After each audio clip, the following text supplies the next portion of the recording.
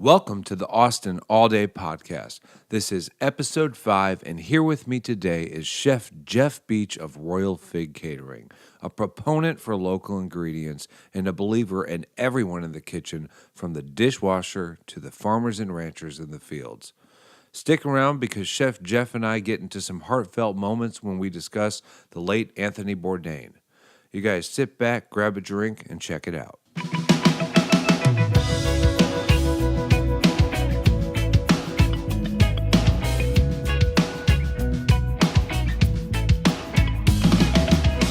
Chef Jeff Beech of Royal Fig Catering. What's up? What's up? Thank you. So how's things going, man? Good. Good? Yeah. Had the day off today, so... Beautiful. And we heard about the weather the whole day? Yep. Yeah, but went for a hike. Kind of took it easy. Oh, nice. Anywhere good? Just to the Greenbelt. Just went to the Greenbelt near 360. Beautiful day. We're in a sweet spot right now. Yeah. Not too hot, not too cold. Right. Nice and green out. Nice and... Yeah, beautiful. Yeah. So, no, just went for a hike, worked in the yard. Yeah, good day. Cool.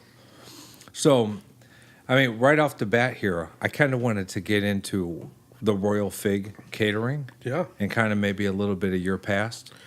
Sure. I've been with Royal Fig for going on about 7 years. I've been there full-time about 3 years, going on 4, maybe, full-time. Before 7 years ago, Cipollina. Yeah, I was at Cipollina a while ago. I spoke with Zach, and he said you guys were kind of crossing paths when... Yeah. So he remembered, yes, but I didn't get much out of him. Yeah. I was leaving when he was coming in. Okay. He's still there. Yeah. Oh, okay, cool. Yeah, he's still there. It's still a great spot, I'm sure. You know, yeah. Right? Oh, yeah. Yeah, I haven't been in a while. My buddy Alex was the chef there for probably the last time I was there, and I think he's turned it over since then. Yeah, there's a new chef, Jason, over there. But yeah, I was at Cipollina that was my first job really in Austin. Okay. And I started there as a front of the house. My good friend Johnny was working there that I grew up with, and he got me a job. It was counter service at the time. Wasn't full service restaurant, so you just It's a little different now. I think so. I mean, I assume it's so. The same. When I first started Cipollina, months before I started, there were cases. Yeah, it was like deli cases. Bring this guy a little bit closer. There were deli cases, and they did pizza and prepared salads and the big deli cases. Yeah, that's how it used to be. So that's interesting, and I know that you said you were at. So have you been to this Independence ever when it was here? Yeah, and he did something really similar. So very similar. Independence Fine Foods gone now, right? Unfortunately, yeah. That was Casey. Do you know him at all? I don't know him. Okay, that was. I didn't know him personally. He actually lived in this area right here. Okay, and he moved, and then shortly after it closed, and now Moon Tower has kind of bought. Oh, really? Didn't know that. Yeah. So, and they're actually going to do a full bar there. Oh, so okay. If we thought it were busy in this area, I'm sure it's going to get even busier. Yeah. So yeah, when I started at Cipollina, it was right after they had switched it they had taken all the cases out. Oh, you were done. Yeah. You were at the end of that. Yeah. So I didn't even work there when they had the cases. They had just removed them, and it had become a little bit more of a bistro, and you just came and ordered at the counter. Okay. And sat down, and then everybody brought you your food and things like that. I'm taking it the atmosphere was kind of the same. Yeah, very similar to what it is now. Really intimate. Really nice, yeah. Oh, yeah. And I was kind of part of the transition from it being more of kind of like a neighborhood deli to a more nicer restaurant, more intimate, bistro-style restaurant. Okay, cool. And so I started there as a front of the house, waiting tables, things like that. And I had some back-of-the-house experience before. Okay. I've cooked before. And really, I just became friends with all the cooks, all the back-of-the-house guys. Good crew there at the time? Yeah, it was a great crew at the time. Nice. Anybody you still keeping up with from there? Yeah, a few guys. They're just all over the place now. Yeah.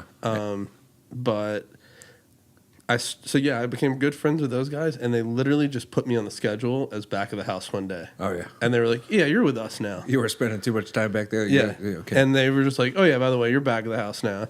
And I was like, "I haven't been in a kitchen in a few years." And they were like, "You'll be fine." And I was. I went and started working pizzas. Yeah, it's the first kind of job you start there is working on that pizza oven. Right. And I had a great crew. There was a really good chef there at the time, and we had a good group of guys. Everyone was really willing to learn, and I think at the time it was really kind of not the beginning, but it was the farm to table movement in Austin was really starting to grow. A lot of the farmers markets were starting to be real big. So 7 years ago, you left there. When was that all this was happening? Probably 2008. Okay. So it was a while ago. Yeah. But yeah, it was. Everything's starting to pick up and pace. Farm to table, we would go to the farmer's market and get as much stuff as we could. For Cipollina. That's fun, right? Yeah, we'd go to Boggy Creek. That was in their farm. We'd go there, early in the morning and try to get as much produce as we could. Sure. Using all the local meat guys and fish guys that we could. Cool. The farm to table had just started. The company farm to table. And are you still using that over at Royal Fig Catering? Absolutely. Oh, absolutely. Yeah. Was that something that you had a say in, or was it kind of set up? At the time, I was just a line cook, so no. Yeah. Now, no, at Royal Fig. Yeah, well, it's always kind of been like that. Okay. Yeah. Dan's kind of always been real about local as much as we possibly can. Yeah, excellent. So that's kind of been a big path of, I don't know, my cooking experience in Austin has been at Cipollina. We were really into the farm to table. I learned a lot. I learned from a lot of the guys I worked with. They were just a lot of real cool dudes that taught me a lot and kind of inspired me to learn on my own. Yeah. And I just went from there, kind of moved my way up, and then what happens where you said you had a little back of the house experience before what landed you at Royal Fig. You had back of the house, and that was because you're not originally from Texas. No, originally from Tennessee. I'm from Arkansas, technically. Yeah. I grew up in West Memphis, Arkansas, which is what the Mississippi River separates West Memphis from Memphis, Tennessee. All right. So I grew up across the river from Memphis, Tennessee. Sure. But Memphis was the first place I started cooking, professionally. I was in high school. I worked for Viking stoves and stuff like that. Yeah. They had a store there. They had just like a culinary store, that sold knives and ranges and sold all sorts of stuff. Right. And they did like cooking classes, kind of like Sur La Table and sure those places here in Austin. Even like Central Market does stuff like that. And so they had a studio in the this was in downtown Memphis. They had like a studio upstairs. They had a huge kitchen, and they had like a studio kitchen where someone would teach classes there. Yeah. So you'd pay to do like cooking classes. Yeah. And they'd have local chefs come in and you teach. Started there? Yeah. I wanted to go to culinary school when I was in high school. Mm-hmm. I wanted to cook. I thought it was what I liked to do. I grew up cooking just with my mom. It was a big part of my family. And so in high school, I knew I wanted to cook. Nice. And well, that's good to know off the bat. Yeah. A lot of people need to, maybe they think they land in that spot, but if you have like a fire in your belly from the get-go and you kind of know what you want at a young age, it's kind of sets things straight for you. Yeah, food was always kind of a big deal. I grew up in the church. My dad was a preacher. Sure. So, still a preacher. My dad's, shout out Billy Beech. Yeah. He's is he still in Arkansas? Yep, he's still in West Memphis, still at the church. So church was always a big community. There's always big potlucks. Yeah. My mom always cooked for everybody. Okay. Always made cakes and pies and so I'm fried guessing, chicken and everything. Fried chicken, that Southern cooking. I'm guessing that your passion for cooking maybe was inspired a little bit by mom's home cooking. Oh, very much. Oh yeah. Were you cooking with her at a young age? Yeah, mom, grandpa, dad. Nice. Everybody. It was the South. My dad was a big, hunter and fisher. So we ate a lot of fish. Okay. We ate a lot of deer growing up. Did you partake in all that? Yeah. Okay, cool. Yeah, Still, a big part. still actively. I fish quite a bit. Fish, okay. As much as I can. Don't get to hunt as much as I'd like to, but Right. Or at all, really. But he showed you how to do. Yeah. And you could go do it. So you have kids now. Mm-hmm. Are they at the age where you might be taking them out doing that? Yeah, we fish as much as we can. Oh, exciting! And I'm guessing you're cooking it. Oh yeah, whatever we catch, we can. Yeah, we love to go around here. There's some nice creeks down south, and, right? Even just go downtown lake, or we go to Inks Lake a lot for camping. Cool, as much as we can. So, going back a little bit to high school, you realize you want to cook. Where is it that you end up cooking? Because you learn how to cook. You take a class at the. No, I just started working there. Oh, okay. Yeah. So you were actually teaching. No, I literally started. I was like 17, 18 maybe. Okay, but you could sit in on some of these classes. Yeah, I started as like a dishwasher. Okay. I just was like, I wanted to learn something. This was like the closest thing, so I found it.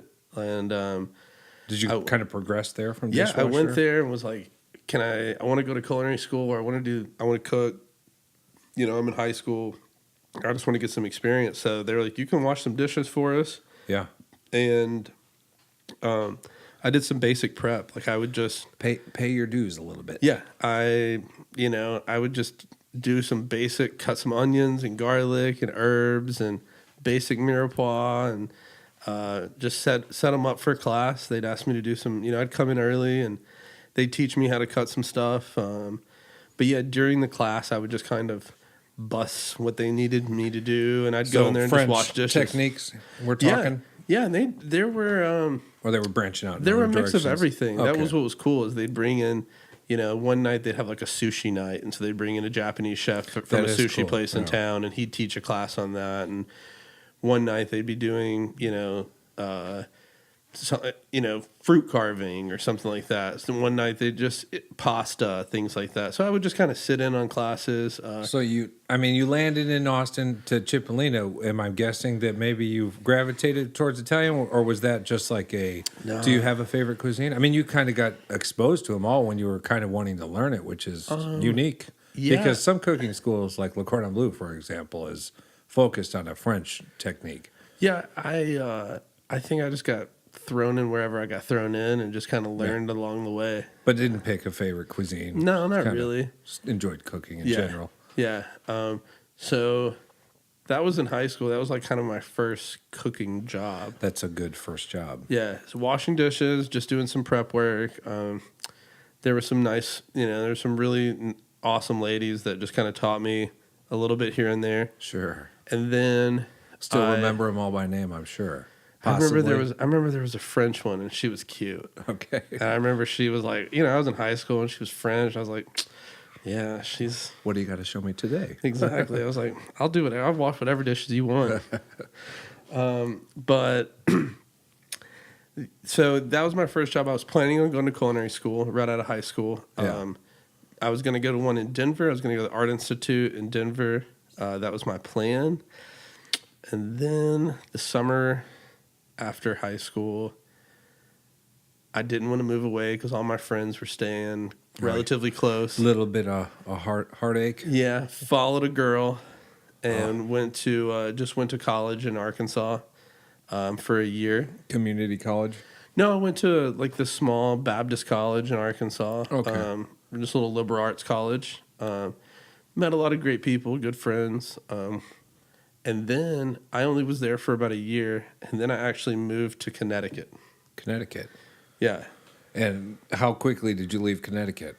I was up there for actually 4 years. 4 years? Yeah, that's where I met my wife. Okay. And you guys are all here now, obviously. Yep.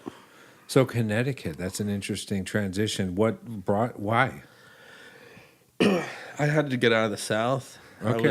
I just wanted to... And Connecticut sounded like the next best place. Yeah, I found, again, at that time, I was kind of still involved in church through my dad and stuff like that. There was this, like, nonprofit church organization that I went up there and kind of worked with. Yeah. I did that for a little bit. And then I just kind of lived up there for a while. It was a cool place. Cooking? I did a little bit, but not much. Okay. So you're cooking at home, I'm guessing. Yeah, I was young. I was 18, 19 years old. Yeah. So it was... New York was really close, so I would take the train into New York and go explore it. And, this was pre-cell phones and pre-smartphones. Those were the days. And, so it was nice to get lost in New York and just wander around and take the train home. Can you imagine getting lost today without a cell phone? I don't think, no, I'd be scared. You'd be scared, right? What would you pull over to a gas station? Because we once upon a time did that. I think I could figure it out. I think I did a lot of exploring pretty young that I think I could figure it out. Yeah. Especially big cities. Big cities are pretty like grid-like. Big cities. And you know what? That's nice. The grid-like system. Right. And that could translate out here in Austin just fine. I don't know why they don't. No. But so I was there for a while, and that was I was young. I was in the but that's cool. I was in the music industry for a little while. I just helped manage a little music club there. Okay. There was like an all ages coffee shop venue in Connecticut that I became part of, and so I started doing some like just promotion work and flyers and stuff like that, and then I'd manage at night. It was an easy. You're a musician yourself? I wasn't. No, all my friends have always been musicians. But it's, you kind of like drawn, like a artist, Yeah, I'd work the soundboard, help out things like that. That's cool. Yeah. And especially when it was the actual soundboard, right? With the faders and so but I just helped out. I loved it at the time again, and I was so young that it was fun to be around. It was fun to be around young people, music. And so I did that, and I worked a couple little other odds and ends jobs. I worked at a couple kitchens here and there. Nothing to write home about. Right, yeah. I was a shithead at the time. I mean, to be honest, you're 19. Right. Work a job for like 2 months. And a lot of people have a similar story. Yeah. Nothing to stress about. But we decided, I met my wife there. So she's born and bred Connecticut? She's from Connecticut. She went to school in Brooklyn. She lived there for a while, and then she moved back to New Haven. Or she moved to New Haven. That's where we met. Swept her off her feet? Absolutely. We're old school to Austin. way. Old school. We met in a bar. Okay. I actually had to go up there and talk to her. You guys have a song? Completely. No. No. We have, but I hear Tennessee whiskey in my head for some reason. we were at a show of our friends. Our friends played in a country band called the Tires, and every song was about tires. And we were at this real divey bar called Jack's in New Haven, and we met and hung out, and hadn't stopped hanging out since. Oh, that's beautiful. But we lived there for a little while longer, and then we decided to shoot west and give it a shot. And so we moved to Austin. Nice. About 2007. Yeah. So we've been here ever since. Nice. And she is, you want to say what she's doing is she involved with She's an artist. She paints, she does illustration, freelance, things like that. Nice. She's worked for Patagonia for a while. She just recently left. A cool company. Yeah. She worked there for quite a while, and she just recently left to, just kind of pursue her own, art and painting. Can't argue that. Yeah, she's very talented person, very well thought out, thoughtful person. So we're in Austin. We come here. I mean, you have children now. That didn't come right away, I'm guessing. No. So Cipollina's the first gig. Yeah, that was the first gig. Like I said, started front of the house, then started making pizzas, and then kind of worked my way up to sous chef, and then had a lot of turnover. But really relaxed. We're not, you're not getting yelled at in the kitchen. You had a good time. Oh, I had a great time. Yeah, I'm sure. I had a great time. We were, it was I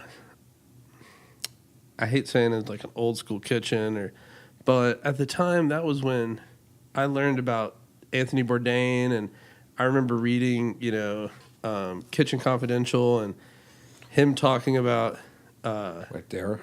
Yeah, on the bookshelf. It was kitchens were full of pirates, and right, yeah, and and that's kind of what we were.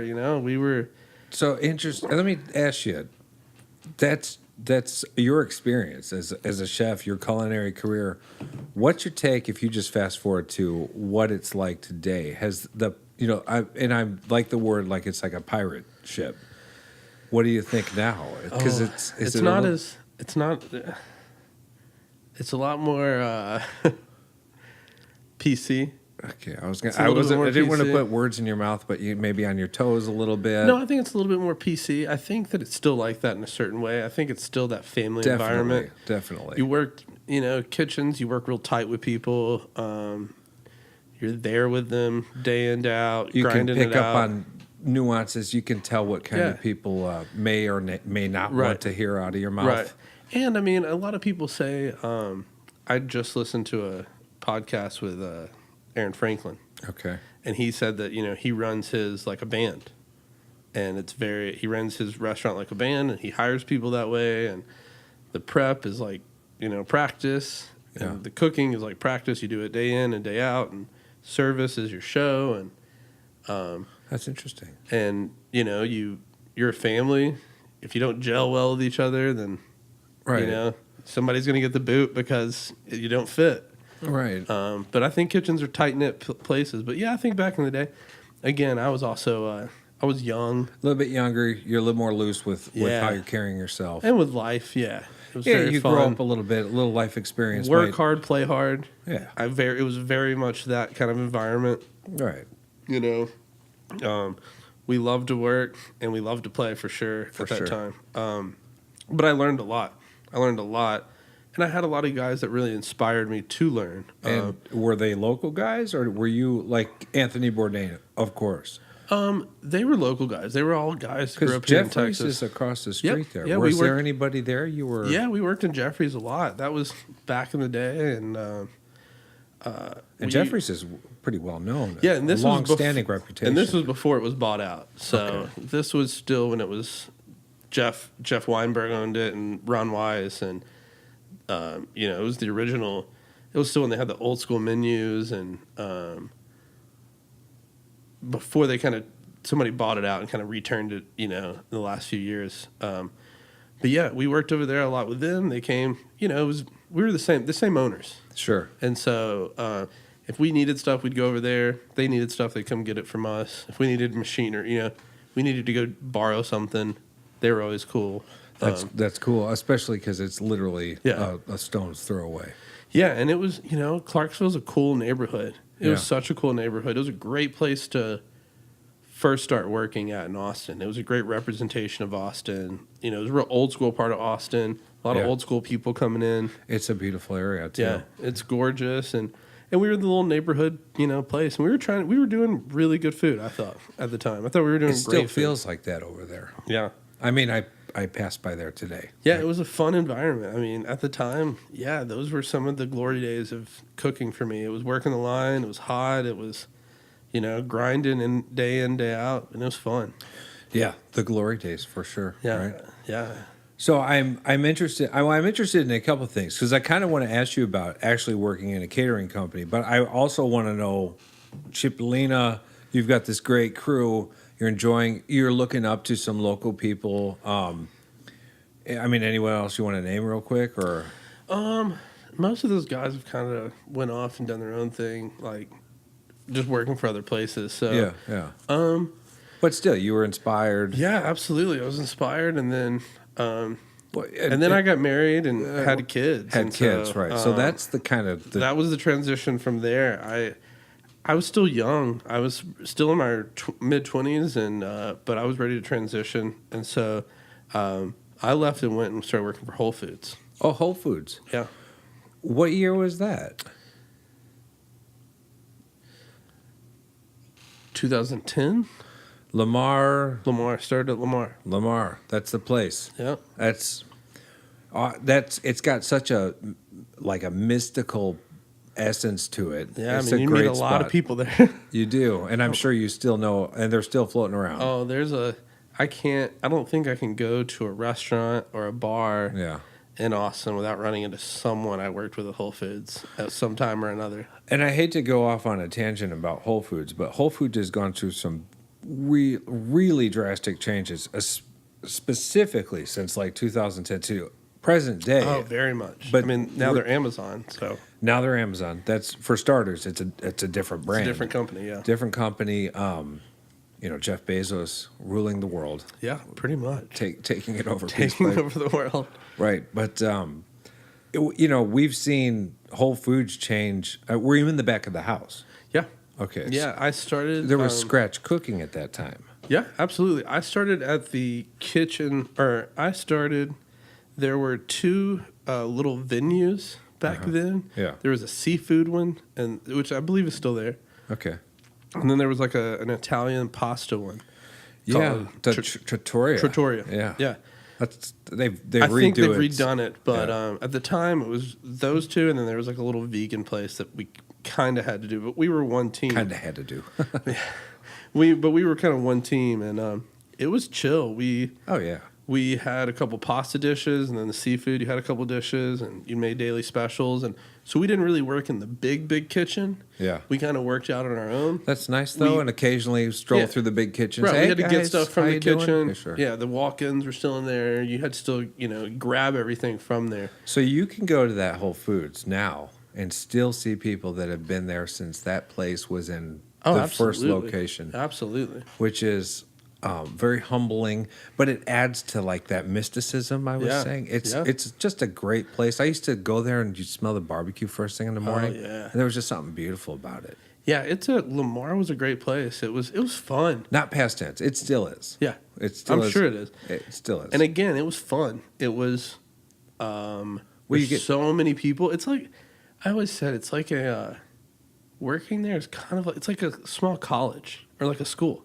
Like it's a great way to put it. There's 300-400 people who work there. Right. And most of them are, around the same age. Most of them are involved in food in somehow. And you're all just working. So you see each other every day, Sure, yeah. You hang out. It's downtown. There's always always people to see. There's always great people watching. Absolutely. That's a true story. Yeah. It's important for people who may not know that location. So that's like the flagship store. It is it is a destination for people who come from out of town. It's huge. The prepared foods department itself is bigger than some, grocery. It's huge. There's like 80, 90 people, maybe even more employed in one department. Oh, no, way more than that. Prepared foods had a full-time team, I think, was around 200, 250. Oh, so you were referring to the prepared foods team. Yeah. So not the store. Yeah, the store, within that store, that team was probably 250 people. And then upstairs, you have the headquarters. Oh, yeah, all the global offices, all that. A lot of people in Austin will know that, but some people don't know that. And it really adds to where you're at the time. You can get stressed out working a job or like you said, it can go the other way where you feel like you're in college and have fun. But whenever you leave that store, you're there. Yeah, it's like it was fun. Working at Disneyland. It is. Yeah. Yeah, it's a food Disneyland. But it was fun. We had a good time. You kind of had to make the best of it. I think ultimately everyone also knew it's like you're working in a grocery store. Ultimately. Yeah, but it's nothing. But it's different. You can always say, the flagship grocery store. But it was also, it's a big transition place, I think, for a lot of people in this town, especially people who are involved in the food world. I think it's a really good job. They have great benefits. That's true. The pay was at the time pretty good, and I had to think about those things when I started having a family. Well, absolutely. I didn't want to work the line anymore. I didn't want to party. So your hours changed too. Oh, they're giving you 40 hours. They're giving you full benefits. What is not to like? They're giving you time home with your family. Right. And at the time, I really needed that. That can be very relaxing. Right. So I worked at Whole Foods for the next 5 years. So, and I want to touch on this because I kind of hold it dear to my heart that Whole Foods is kind of the heart, the flagship where it all originated. And at the time, you were scratch cooking, making stocks. I'm sure they were. I'm not sure if you were actually doing that, but that whole kitchen was functioning from scratch. Yeah. And now. To an extent, there was something. There was a lot. Well, of course, because it gradually grew into a lot of shortcuts. Did you see that happen, or did it? Because no, I think I think it just got big. It got big, but it started opening. It continued after that 5 years too. So when I would love to have Whole Foods just, keep that store and hold it to those standards of like when you come here, you're getting a fresh cooked. Right. But It's changed quite a bit. Yeah, there's a lot of standard operating procedures now. Type place there. It's very corporate. But I worked there. I worked at Lamar for 2 years, and then I moved to the South store when that opened, the Arbor Trails. Okay, Arbor Trails. And so I helped open that one, and I worked in the back of the house there. Arbor Trails. We have the Gateway Arbor Trails. Yeah, Arbor Trails is on William Cannon Sunset and Mopac, basically. Yeah. Okay. Yeah. Right down the street here. Yeah. So was that the second? Did they already have Gateway? They had Gateway, and then they opened Bee Cave, and then right after they opened Bee Cave, they opened Arbor Trails. Oh wow. Okay. And then fourth Domain. Then there's 5 total, and now these 365 stores have popped up a little bit. So 2 years, and then you started opening. You opened Arbor Trails, which is always fun, right? Yep. I opened there, and I worked there for another couple of years, but I stopped working in the back of the house. And I went over and I worked in the produce department for a while. Sure. Was that a conscious decision that you wanted to kind of like make a change, or? Yeah, I've always heard this term in kitchens that you get the 7-year itch. A lot of chefs, I think a lot of guys who cook hit a point in their life where they're like, "What am I doing? I gotta do something other than work in a kitchen." I'm going to tell you this. It's funny how this ties in. Hold that thought, Brett. I have to say this. I've been putting on Facebook any questions that people want me to ask these, chefs when I have them in here. I've only had a couple people. Brent works at Whole Foods, Lamar. Okay. And he asked, his question is, do you ever stop and think, what am I doing with my life? That perfectly ties into the 7 years. So there you go, Brent, who thought I wouldn't ask that, I'm sure. Yeah, shout out Brent. Yeah, I think that everyone goes through that. I think everyone goes through that in general in life, but... I'm sure you do something over and over. Yeah, I mean, cooking, like we've kind of talked about, it's really all I've done for a long time, and at that time, I was stressed. I just had my second child. Cool. Are these girls? Boys? I have a girl and a boy. Girl first? Yeah, girls first. She's 8, and then my son is about to be 6. Exciting. Good ages to have right. They can play. Oh yeah, yeah. They're. We played some mini golf today. And okay. So, day off. Beautiful. Yeah. A little after school mini golf session. Cool. But yeah, I was just stressed. I was just tired of being in the kitchen. Oh yeah. To be honest, I was burnt out. I didn't want it. I was just every day you came in, and I was just stressing, trying to get everything back to normal. And just wasn't enjoying myself. So I went to produce. Smart. Make a change. Yeah, still stayed in food, still stayed with Whole Foods. And it was just a little less stressful. It was a lot more physical. Yeah. But it was great. Like lugging crates and... Yeah, unloading trucks and just kind of setting things up, getting organized. So did you learn much when you were handling produce? Yeah, I learned quite a bit. Just handling new fruits, vegetables, or seasonals. Freshness of things, seeing stuff come in really fresh. Seeing what's in season, really knowing the seasons of like, we don't have peaches because it's just not that time of the year. Right. Good knowledge to have. Great knowledge to have. Did learn a lot. And just variety of all different things. Right. And it was just great. It was a great opportunity for me at the time. It was kind of what I needed to take a break from the kitchen. At the time, though, is when I probably started working for Royal Fig. So I started doing that kind of on the side. So tying in with a 40-hour-ish kind of week, benefits, and you said you've been on Royal Fig Catering for 3 years now, full-time. Right. So does the Maybe catering, and I don't know, I really want to know, I'm genuinely curious. I've never worked for a catering company, and I've not really talked to people who do.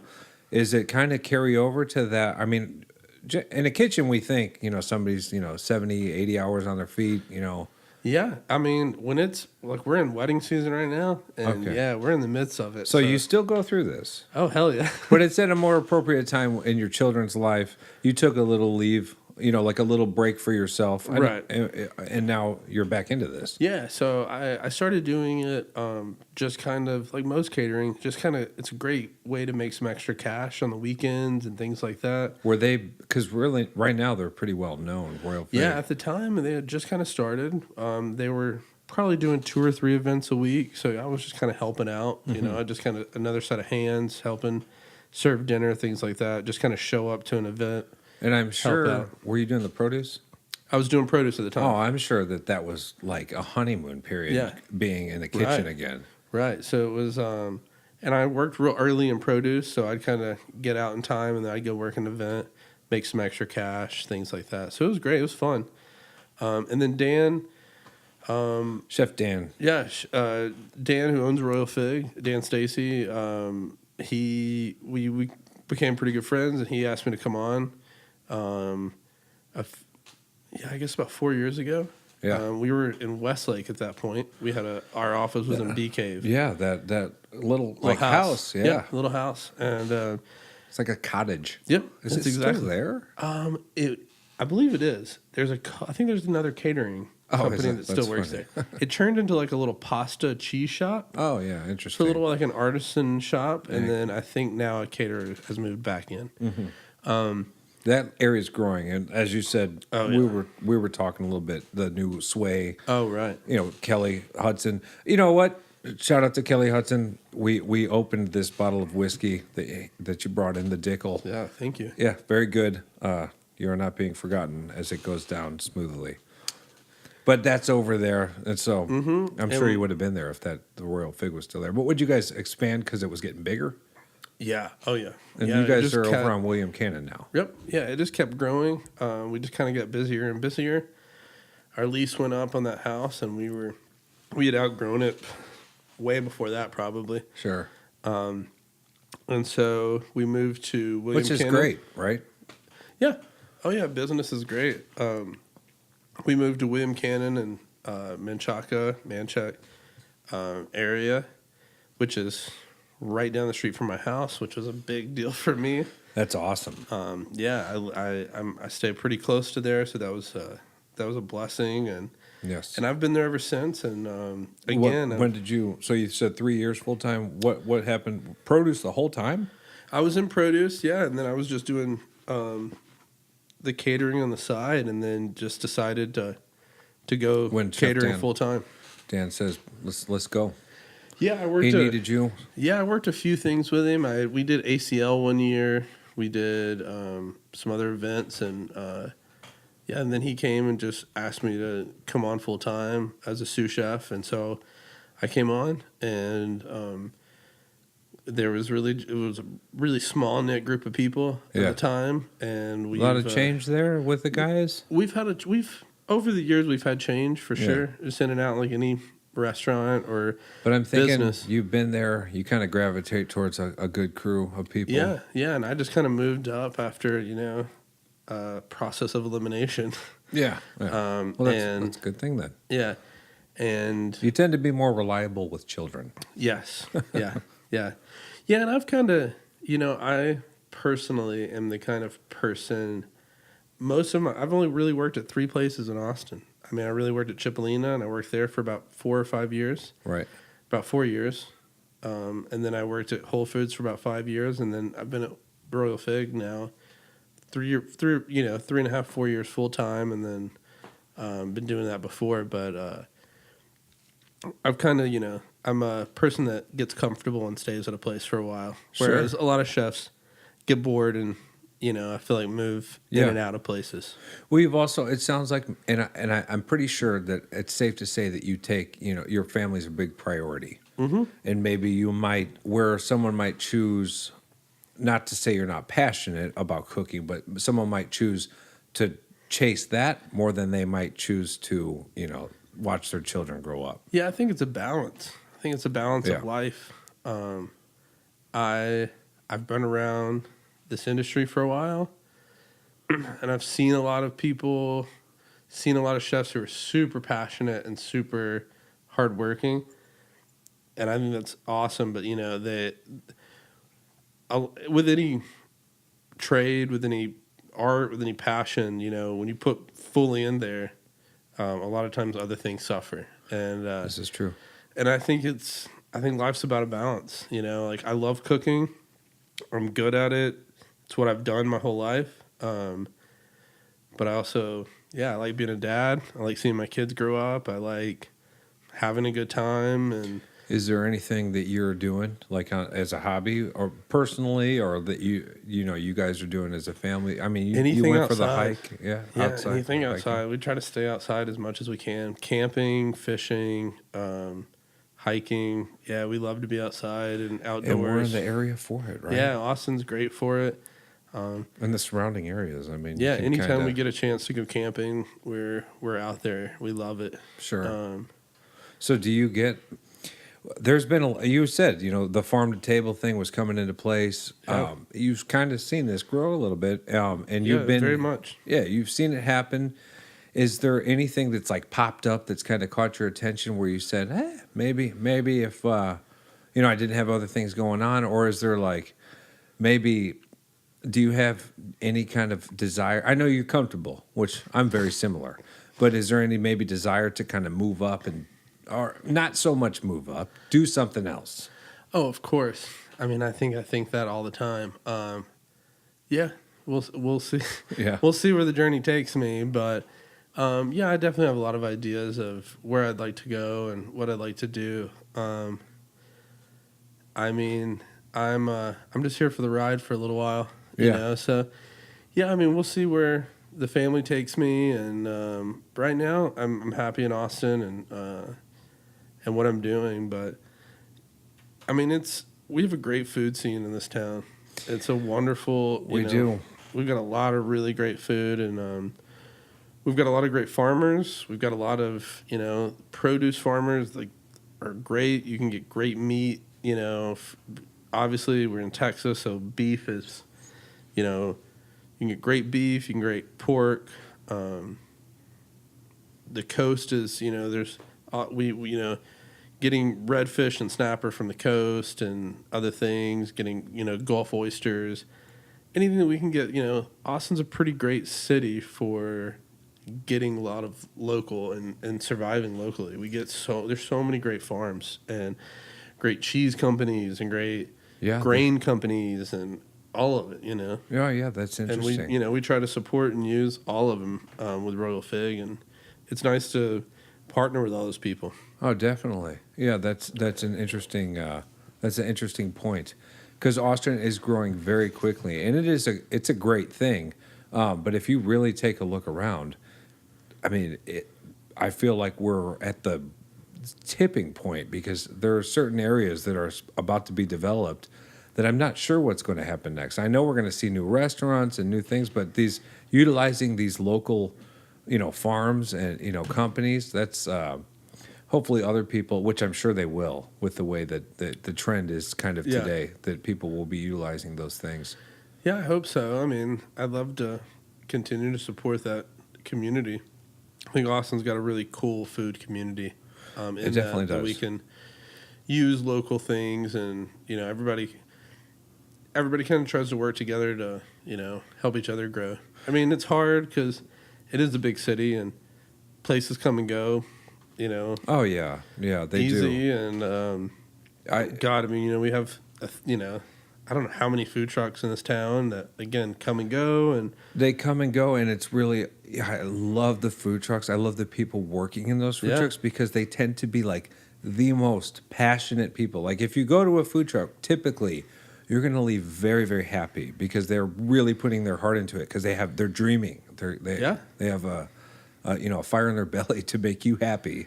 Yeah, and they're working for it, Oh, yeah. They're working hard to put a good product out. Yeah, I love it.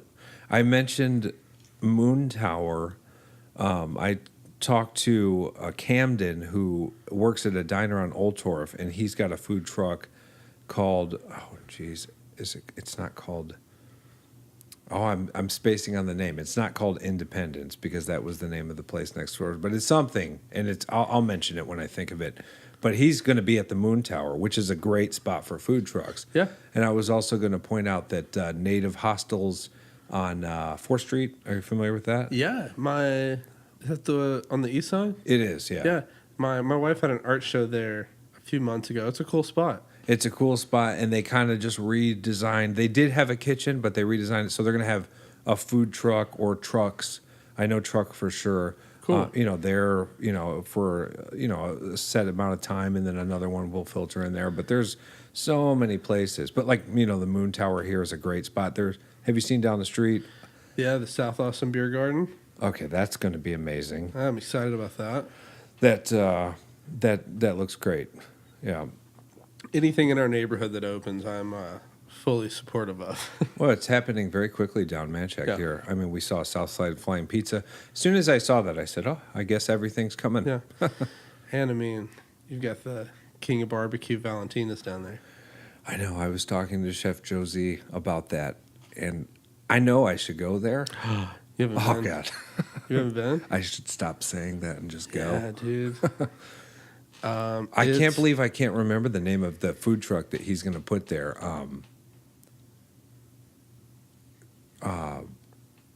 It rhymed with, oh man, I can't think of the name, but he's going to do barbecue. Oh, nice. And I told him he's got stiff competition, but Very much. He might not start with a gigantic line, so he might do all right. Valentina's is, that's the jam. Yes. In South Austin. Yeah. Do you know the good time to go? So you mentioned that, we have a good food scene, and you started, mentioning all the great people we can work with. Where, besides Valentina's, do you go? That's a big one. Valentina's is a big one, for real. I'm a huge supporter of them. Like, Miguel, the owner, the pitmaster, he is amazing. Oh, and what he does is great. Whenever I ask this, I get real hungry. Yeah, it's so good. Their breakfast is great. Their lunch and dinner, I mean, their tacos are just so good. They're so well done.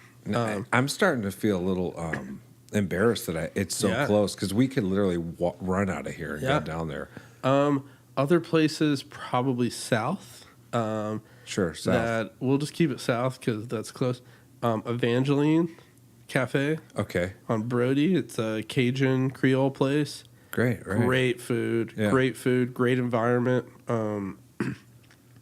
It's one of my go-to lunch spots for po' boys and just grabbing a couple of beers. Beautiful.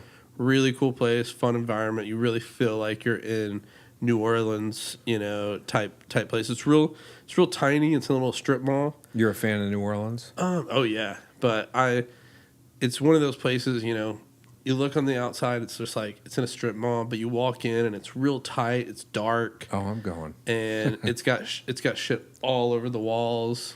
Kind of like New Orleans. Yeah, everywhere. It's, good music playing. It's fun. It's one of my favorite places. So Evangeline, the Little Darlin', it's a bar/restaurant on William Cannon and Congress, basically. Okay. Great environment, great food. They have a real small kitchen, but they pump out killer food. Oh, yeah? Really, really good food. Great options for everything. What kind of food is it? Just a mix of everything. They have cheese plates and real snacky type stuff, but they also have great sandwiches and kind of a play on Southern food. They have a amazing chicken sandwich, burgers, real bar food, but really well done. And they do a lot of big events. They do crawfish boils. They do. Oh, cool.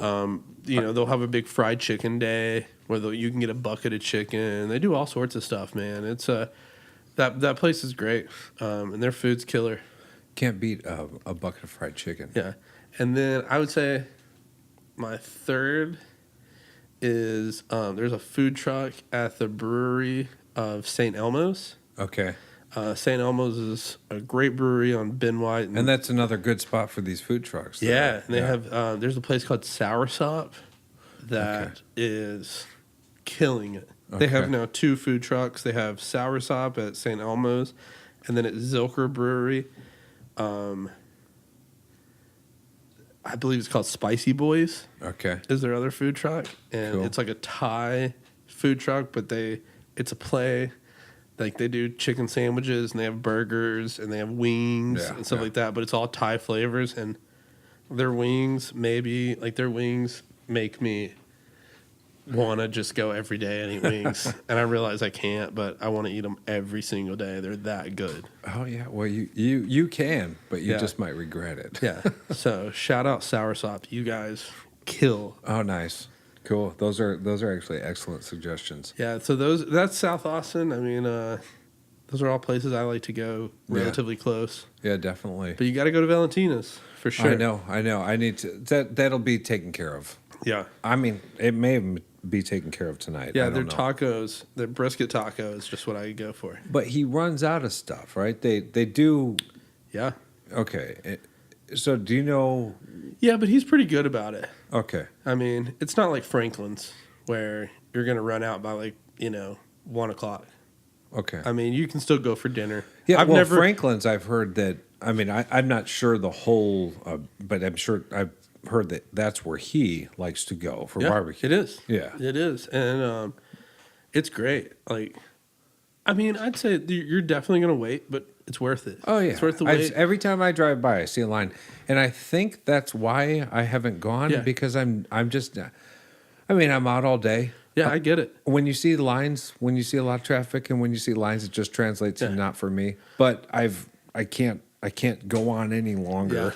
Yeah, it's worth it. I don't even think I'm allowed to live here and not have eaten there. Their tortillas are house made, and they're so good. They're so delicious. I didn't know that part. Yeah. So yeah, I'm sure it is excellent. I mean, the house made tortillas is a selling point in itself. I mean, they were also just on diners, drive-ins, and dives. No kidding. Yeah, shout out Guy Fieri. Did you see Pius? Was that already aired? Yeah. Jeez, wow, they just cranked that out. Yeah, Valentina's was on there, so hell yeah, good for them. Oh, I know. Think that's awesome. I did. So you saw that episode already? Yeah. Oh, I need to look that up and give it a view, because I know the pastry chef over at Pius. Was she on there? I haven't seen the Pius episode. Okay. Which I love Pius, but I haven't seen that episode. But I have seen the Valentina. It wasn't the same episode. Okay. So Pius, you a fan of pizza? Absolutely. So I literally, because of pizza this tattoo.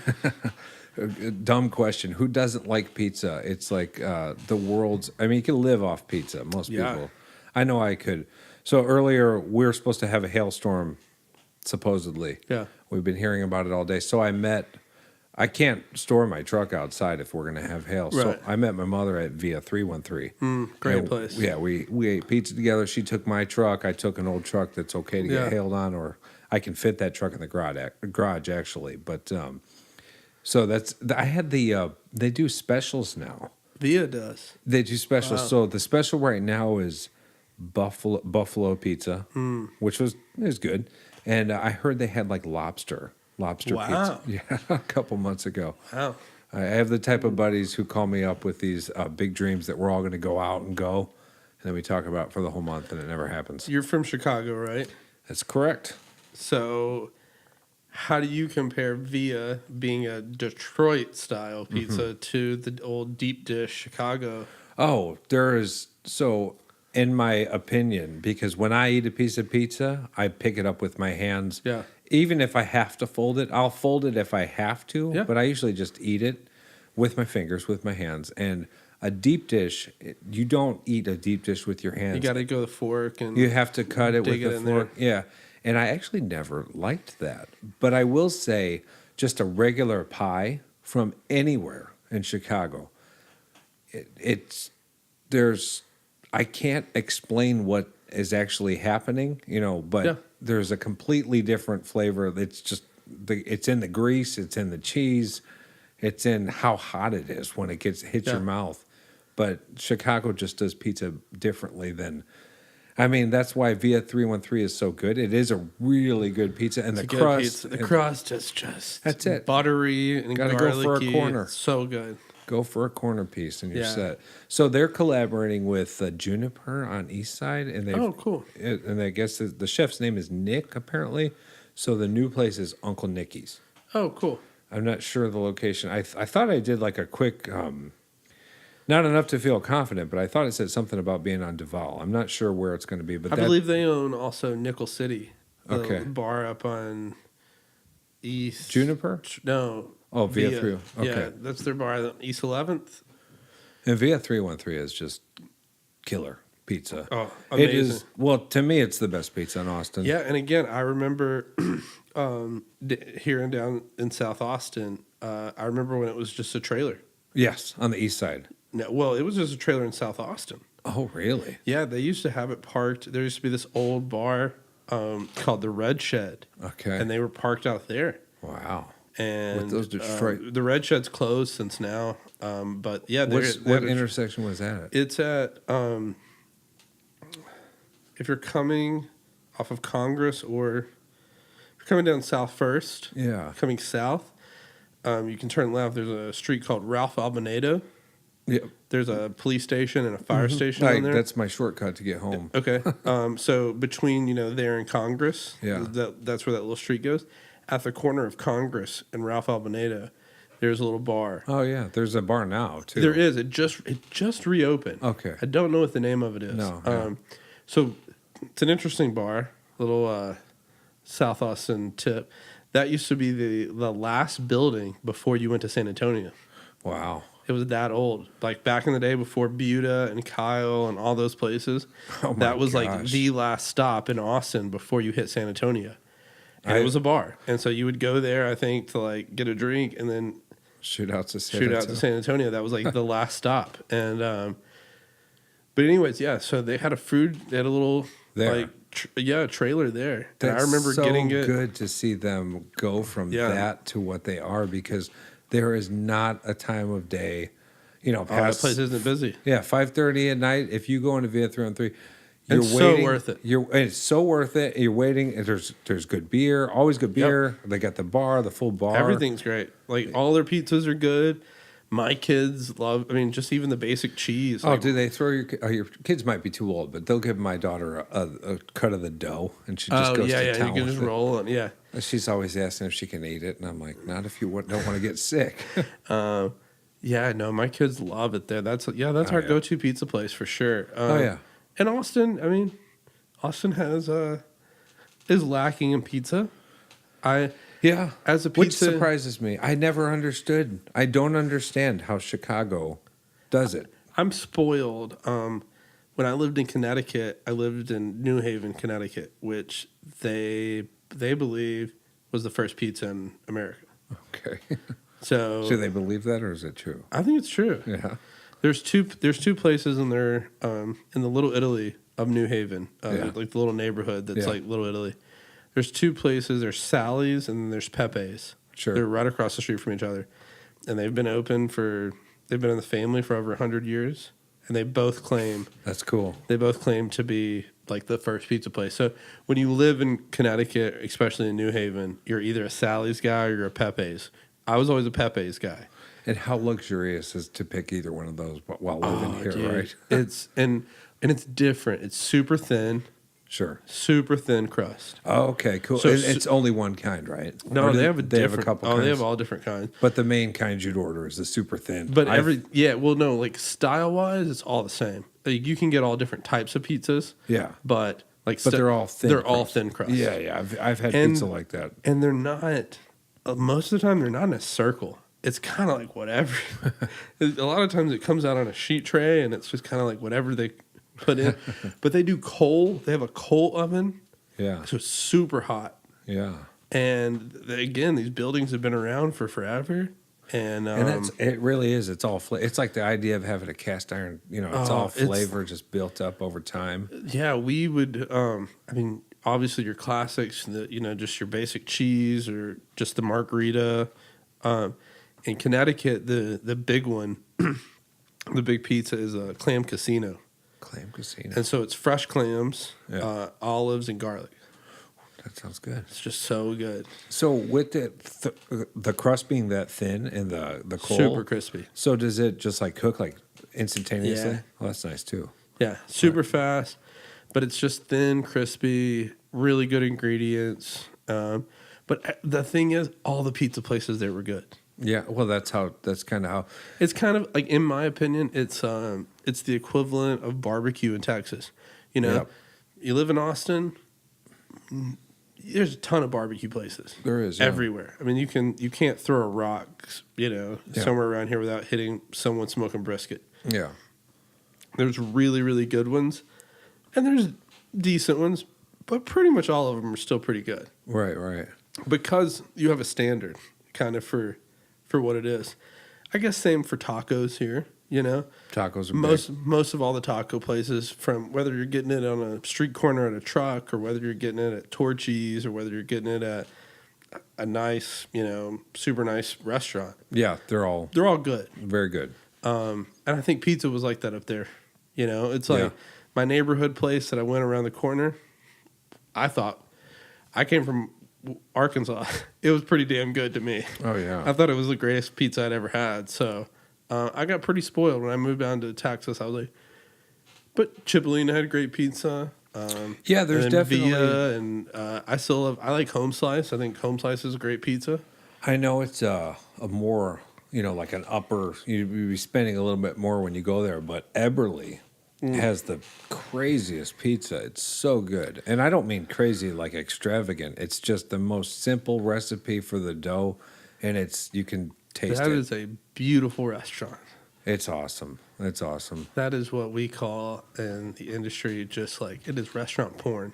Restaurant porn. I like that. It is. It's beautiful. Have you seen Central Standard? I don't know how new it is. Yeah, it's great. It's pretty too. Yeah. It's a little smaller, but yeah, I just went to a soft opening of Commodore.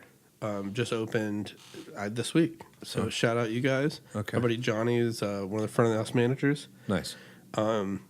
It's Philip Spear, his new restaurant. Commodore. It's on 5th in Colorado. Okay. Exciting. Yeah, they built the building. The building is gorgeous. Oh, wow. I've been watching that. That's across from Lonesome Dove, isn't it? Yes. Yeah. Yeah, it's in that little... It used to be where it was an empty lot with some food trucks. And it's beautiful. It's a gorgeous building. Yeah. Me and my wife and the kids went for a soft opening last week. It was cool. It was great. Fantastic food. Great environment. Yeah. My kids got to eat crickets. Dried crickets with salt. Yeah, fried. They were like fried. They had a little spice. And they were all good with it? Yeah, I didn't tell them they were eating it. So, of course they were, because there was like salty fried food. Exactly. They popped them in. They thought it were great. Are you telling them now? Or I told them after. They were like, my son loved it. He was like, oh, cool. I'm going to tell my friends at school I ate bugs. Right. So, yeah. He was excited. But it was great food. Again, it's...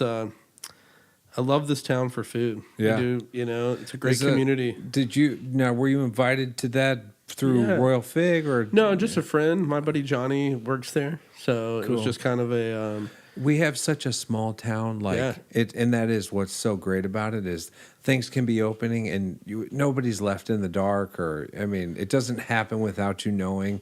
It can, of course, but we're a small enough community still, and I think it will stay that way. I'd like to hope so. I think it is. I think there's a lot of turnover.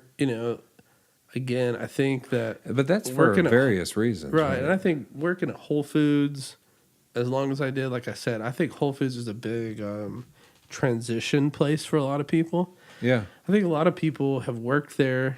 They left a job, needed kind of a temporary job. I don't know. I've met a lot of people through that company. A lot of people who do really great food. Have you heard of Aviator Pizza?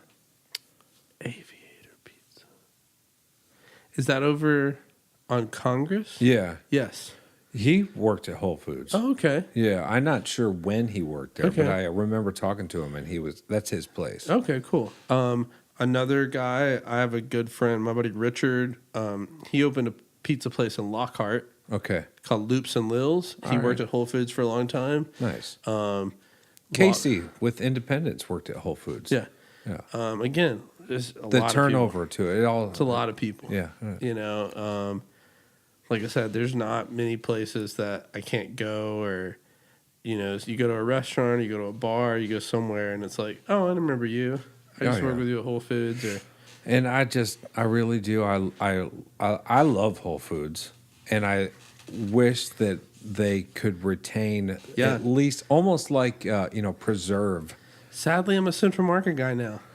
Well, Central Market is excellent. Hell yeah, it is. Yeah, let's not. I love that Whole Foods location, but I do too. But Central Market, we got Chef. I don't know if you know any like Chef Larry down south there. I don't, but I shop at Central Market, 3 or 4 days a week. So from the produce section, interesting, and I learned this. And I know Whole Foods doesn't really do anything, but Central Market does, where you're supposed to be able to go blindly pick up any piece of produce, and it's supposed to look perfect. So if Whole Foods is pretty much like that, yeah. Okay, so if you go to Central Market and you see something with imperfection, they take it and you see all those juices. Yeah, that's where they're getting that from. Yeah, Whole Foods is definitely similar. Like that. Okay. But I always loved that. I would go do it just for fun, just close my eyes and actually do it. Yeah. No, Royal Fig, we use Central Market quite a bit. It's close to us. It's local. It's local. We get a lot of things. Whole Foods. Yeah, and so to speak. We do a lot of tastings, so we do a lot of shopping there, and just a lot of little things here and there that we need to grab. That's kind of our place to go. So good, they're prepared foods. Central Market. I feel like I work there sometimes because I'm there quite a bit, and they should give you a discount card. I know it pretty well. All right. And I used to be scared because I felt like it was a maze. Well, that's how. I mean, you've been at Lamar. Yeah, but I know it pretty well now. So I like all those. I like all the people that work there. So when you're shopping, do you? I mean, I'm assuming you spend some of your own money at Sprouts. Yeah. Sprouts, again, Central Market. I cook a lot at home. Yeah. So you do. When you go home, you're still. Yeah, I mean, I got to run a family. Yeah, you got to run, but it's not like just quick meals here and there. You guys you're making food. I try my best. I do. So your daughter, your son might be picking up on some of the things you were picking up on when you were younger. Yeah, I'd like to hope so. Well, do they ever step in and want to help? Absolutely. My daughter loves to cook. Well, then she probably is. Yeah, she loves to. She's really good at making eggs. She likes making breakfast, scrambled or everything. Over whatever. Easy? Really? Yeah, that's awesome. Yeah, she can flip them and all the. Yeah, she's gonna be a little short order cook. Working a brunch shift. Soon. Be careful, right? No, she can make eggs. She loves making biscuits with her mom, and we try to cook as much as we possibly can at home. Yeah, I mean, family's important to me. It's very, very important, and Absolutely. Food's very important. So we cook at home quite a bit. I'm also all about, my mother-in-law lives here in town. Family, friends, I'm always down for people coming over, holidays, everything. We love to host. We love to have, dinners and grill outs and. So when you have people over, are you kind of like, what do you like? What do you like? Or do you guys kind of just say, hell no, I'm cooking. You're cooking. You get what you eat. You get what you get what you get. No, I try to appease everybody. Oh yeah, sure. But for home, again, local produce. We personally here at home we use a farmhouse delivery. Okay.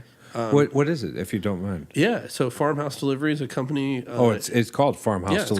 It's called here. Farmhouse Delivery is a company here in Austin. So they deliver. We get like a crate of fresh produce. I love this. Yeah, so we get it every other week. We get fresh produce. We get eggs. So people want to get on with this. They just get online. Yeah, Farmhouse Delivery. There's a couple of places, but Farmhouse Delivery is a good one. That's the one I use. Have you heard of lettuce? I haven't. Okay, now that may be like more of a meal prep. I'm not actually sure. This isn't meal prep. This is just produce. So it's just local. I think that's awesome. But they do everything. It's not just produce. I'm sorry I say that. It's everything. Meats, eggs, milk, dairy, grains, local groceries. Milk. It's all local. How's the local milk? Oh, we use milking at Royal Fig. That's all our milk comes from. Our milk, our cream, everything comes from Milking. It's a local Austin company. It's great milk. Yeah. Yeah, we get all our dairy from there.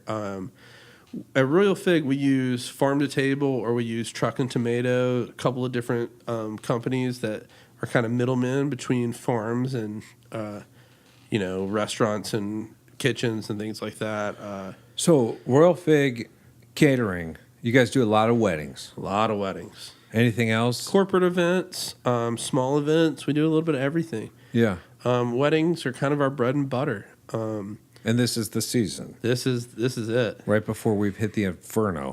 Yeah, this is spring and fall. That's kind of when it's go time for us. It's beautiful weather, and in Texas, people love to get married in Texas. Yeah. People like to get married. It's beautiful. Yeah, especially it's gorgeous here in here. Austin. Yeah. The hill country, we do a lot. I mean, most of our weddings are out in the hill country. Yeah. And so you're on site a lot for these things? Yeah, our full service events, we set up a full kitchen on site. And we cook everything, as much as we can on site that we can do this job to cook it fresh. This is exciting working for a catering company. Yeah, we have fun. It's you're always in a different area. Yeah, and I don't think people give us enough credit in the sense, I think restaurants, people think that's where the grit and grind is. It's day in, day out. But right away, I wanted to get into the catering, and we're now been talking for a bit, but I was saying to myself, you're working 40 hours maybe, and you're happy, but more than that. I mean, for sure, when it's busy, we're busy. I feel like I was discrediting the whole catering thing a little bit. No, we're in and out. We stay there, especially when it's busy. We're we probably do 6 to 8 to 10 events a weekend. Wow. And that's including full service to limited service. We have a bunch of our limited service. We don't set up on site.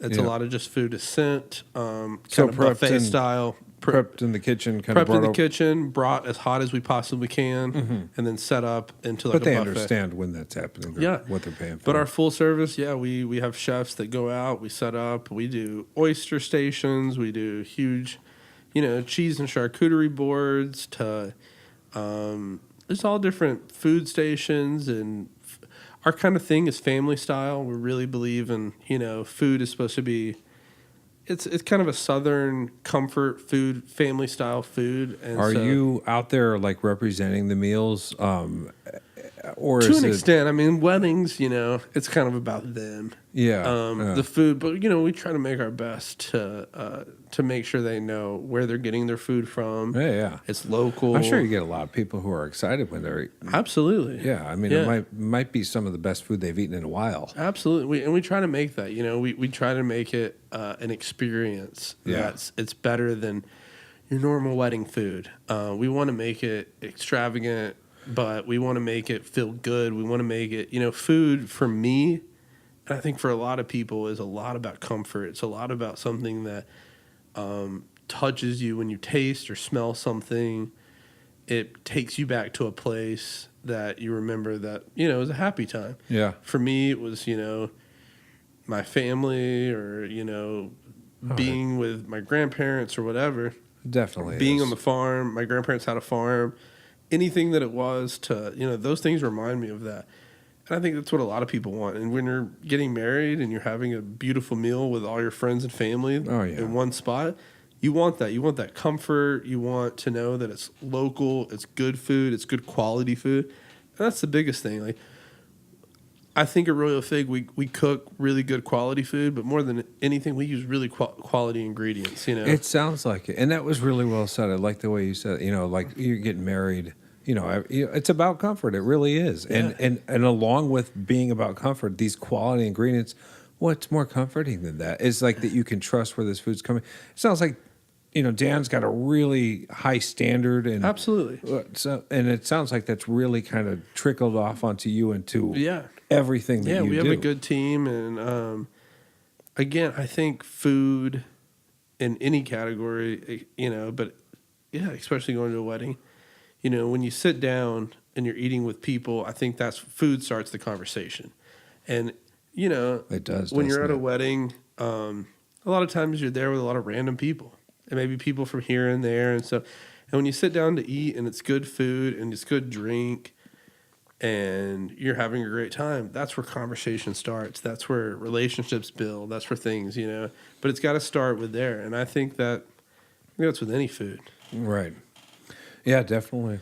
Yeah. And so I try, I try to bring that to my personal life and my own home life. Food's where the conversation starts. I want my kids to be able to sit down and, eat a good meal every night and not just have I'm excited. bullshit.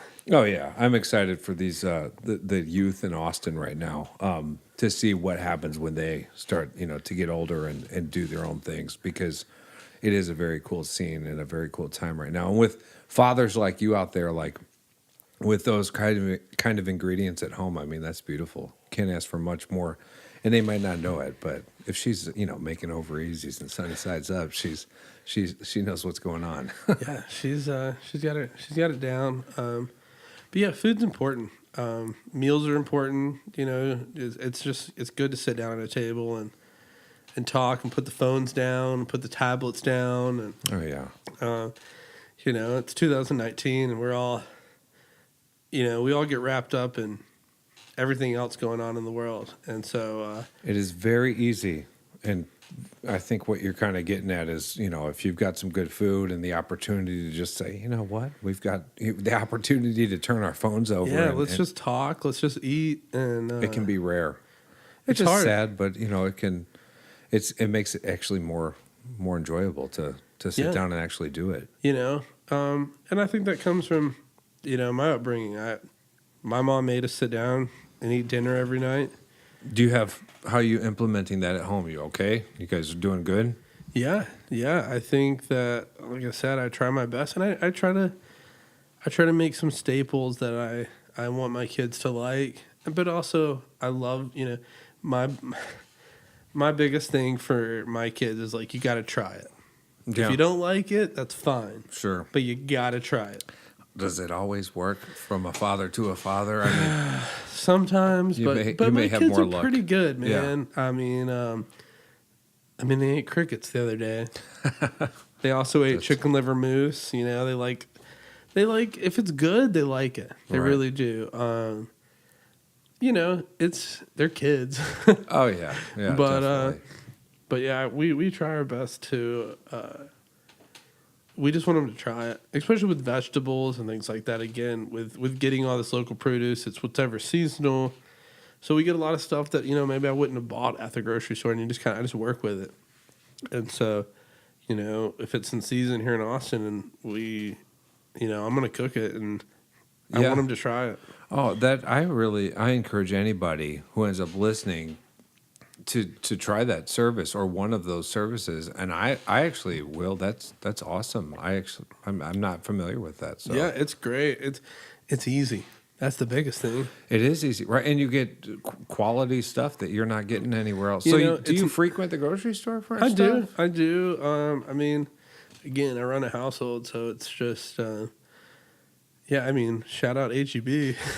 HEB. I love Texas for HEB. We got great grocery stores here. Oh, we do. I was told before I came to Texas about HEB. Yeah. And how awesome it is. And it is great. And I did not understand. It's a grocery store. What's the big deal? It's a great grocery store. My daughter loves HEB. Yeah. I love HEB. Yeah. It's a great place. It's very odd how great it is. It is. You realize it if you travel. If I go to other places and you go to a Kroger, you go to other places, you're like, this place sucks. I want HEB. Mundane. Right. Yeah, you do. I want my HEB back.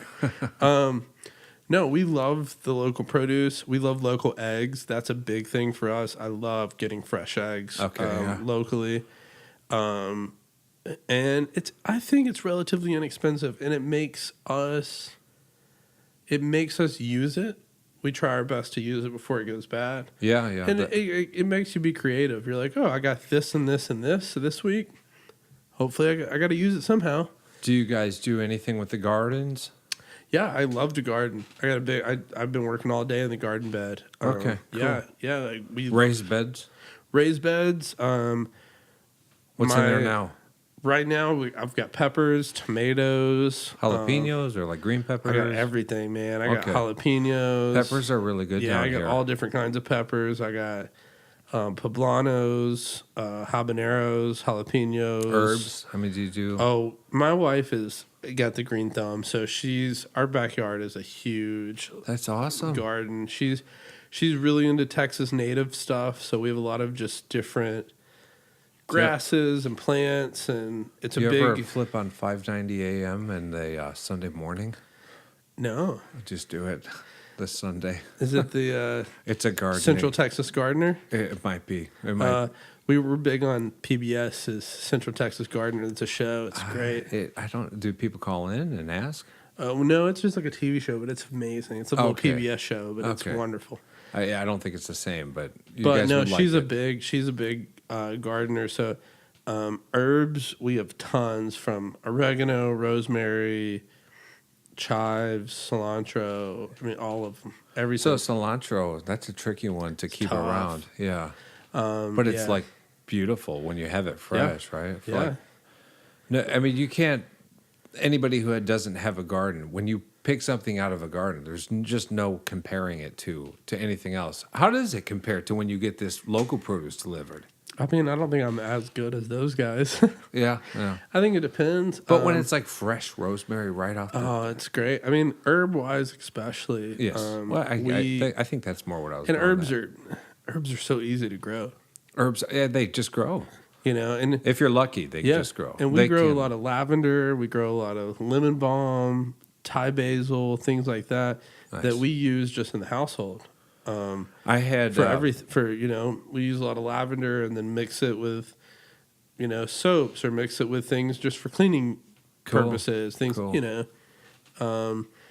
dry out a lot of oregano and then use it just as, a dried spice, throw on a pizza, or fresh basil. But yes, tomatoes, peppers, squash. I'm trying to get ready for the summer. We grow a few lettuces. Chili pekin is one of my favorites that we use. We have a big bush of that, and I make my own hot sauce from that. Oh, nice. And so they're like tiny little peppers. Looks like little berries. Spicy. Real spicy. It's kind of got that, have you ever had Cholula hot sauce? I have, yeah. It's a very similar taste to that. So when you make the hot sauce, it's a real spicy. It's kind of got a lingering heat to it. So you guys have a lot of garden space. Yeah, our backyard's pretty heavy. We've got a peach tree, olive tree. Wow, that's cool. Yeah. That's definitely cool.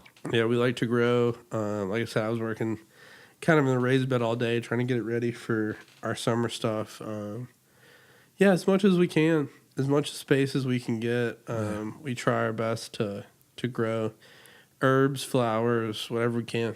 Like I said, my wife's pretty good she's got a pretty damn good green thumb. So that doesn't hurt. No, she's really good at it. So I thank her for keeping up with.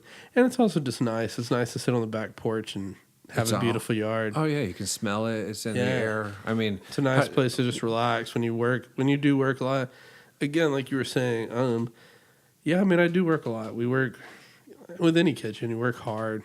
It's long hours. You bust your butt. And so when I come home, I try. Again, I think it's back to the balance thing. When I come home, I try to be home. I try to be dad. I try to be husband. Mm-hmm. Try not to be chef. Try not to be, the guy that's answering all the questions and fixing all the problems and, this and that. Yeah, man, it's very important. It's hard to, I try to shut that part off and really focus on being a dad and being present and being in the moment with my kids and playing in the backyard and that, because it's hard not to constantly look at my phone and check emails and, this and that. But I really try to be present and have that balance of life of, I love my job, I love cooking, I love food, but, I also have another life as well. We seem happy. I try. Yeah. Well, and you got to work towards it for sure. Well, and it takes a little bit of discipline because the moment you're home and you're into that groove and you cave and you pick up your phone, if you have a little discipline, you realize, how drastic or, how easy it is to slip down into, all right, I'm not focused on just being in the present right now. And my kids and my wife have, my wife's been with me. We've been together for a while, so she's been with me through kitchens and this and that and known the hours and the stresses. So I wanted to bring this up. I didn't necessarily want to bring it up tonight. We have people scheduled tonight tomorrow all the way till Saturday. And Saturday, Chef John from Bangers is going to be here, and he's cooking brunch on Sunday. Sunday's Easter. Yeah. Oh, hell yeah. So I kind of wanted to. So your wife is good with it.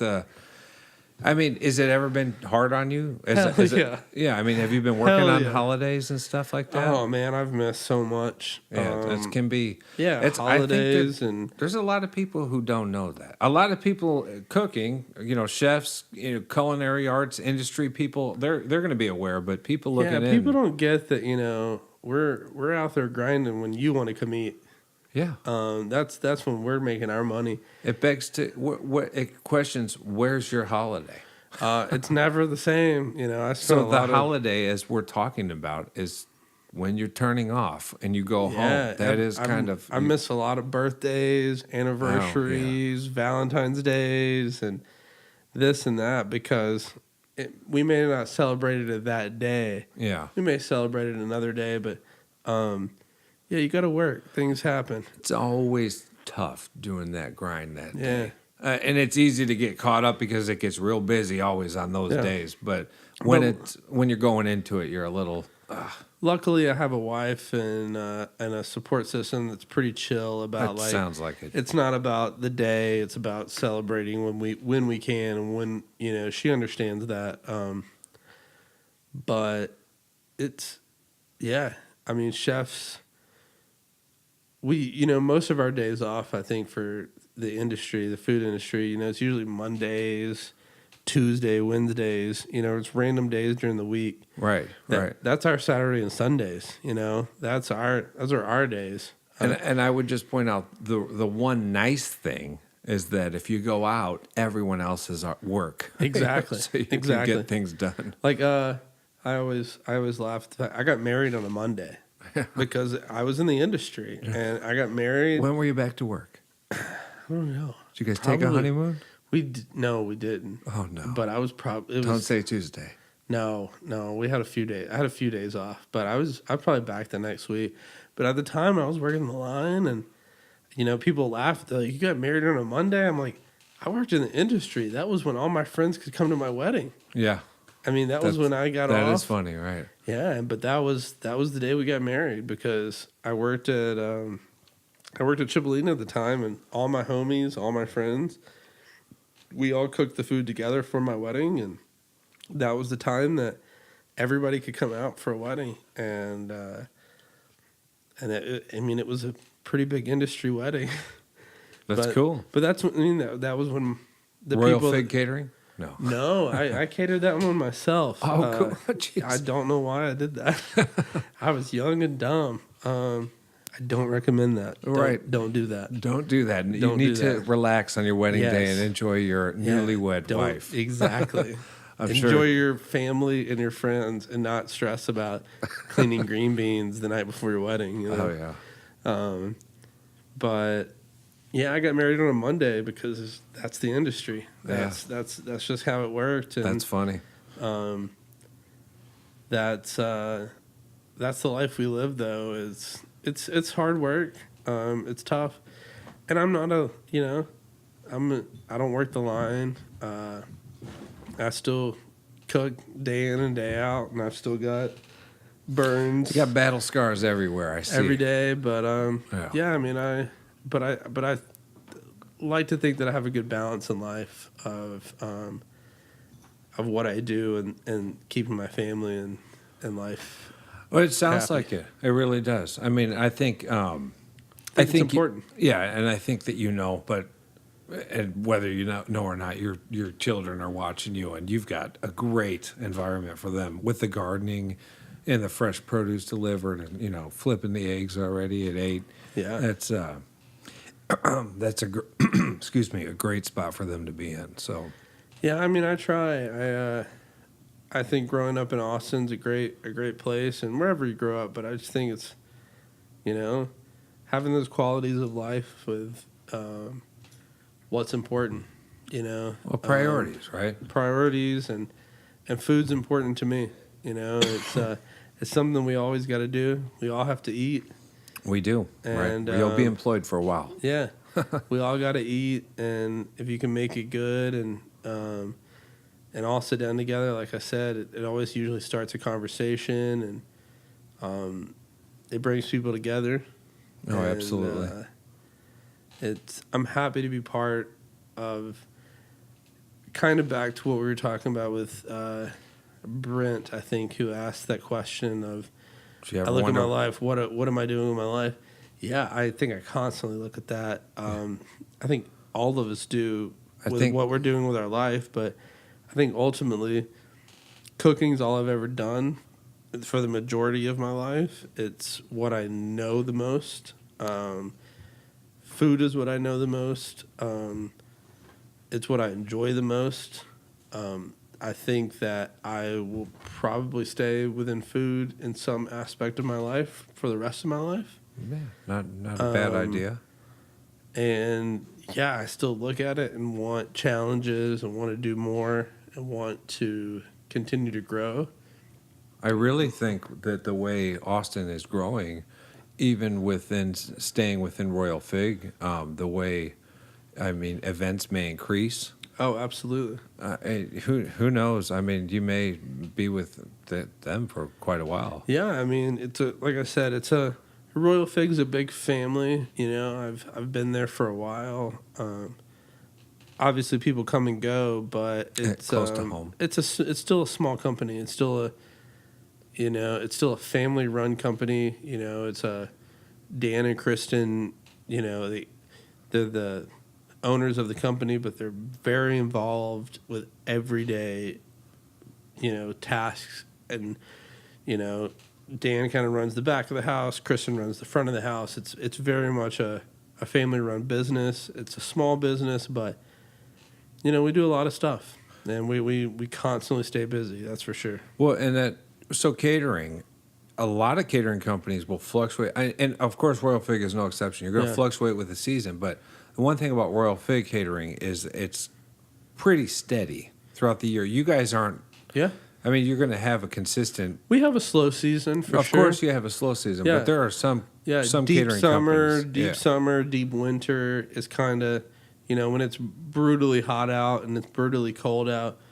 We still do events, but they're just not as busy. And that's kind of what I'm pointing out. I think there's some catering companies that at that time they're kind of.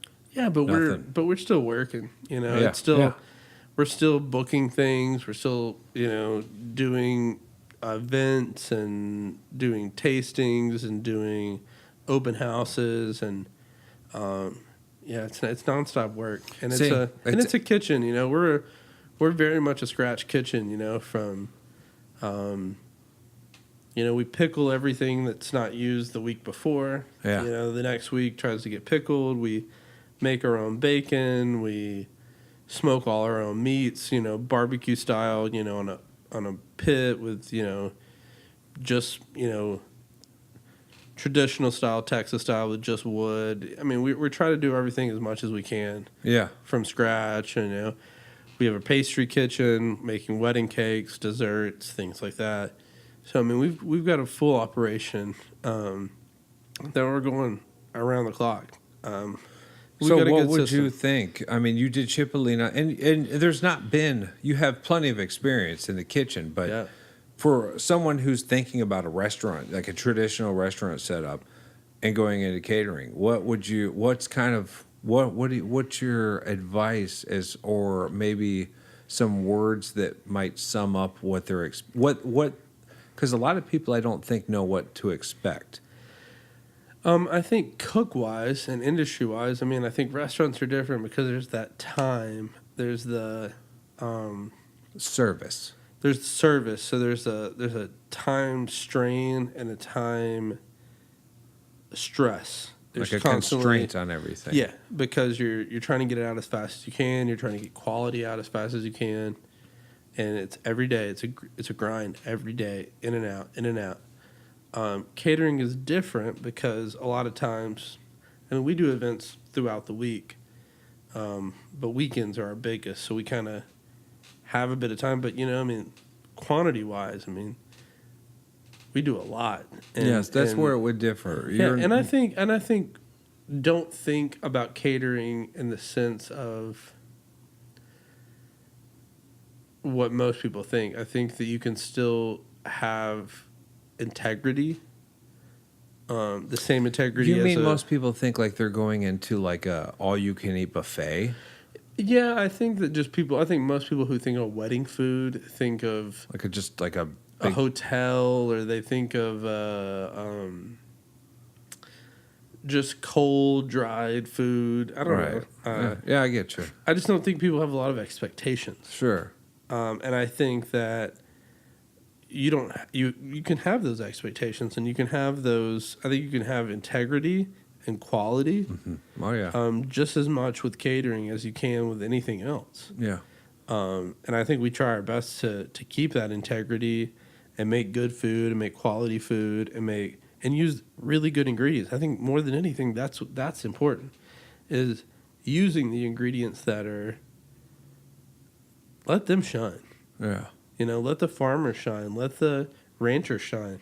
When you get a brisket or you get some meat from a local, beef farmer, it's like you respect that meat. When you smoke that brisket or you cut up those steaks, like you have a lot more respect for that animal and for what you're serving. Oh yeah. Than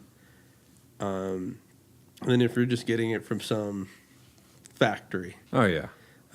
Produce, when those farmers are delivering, when the farmer or the kids are delivering, those cases of sweet potatoes. There's a connection. There's a connection. And you're like, oh, you work on that farm every day. Your family works on that farm every day. Right, right. When I get these and then I turn them into a nice dish and people are happy about it, not only are you happy, but the farmer's happy, because it's a system. It's an ecosystem, It's an ecosystem, and it all comes back to, when you're sitting down and you're eating something, it's, kind of, it's reminding you of home in a way. It's making you, feel comfortable. Right. Comfort.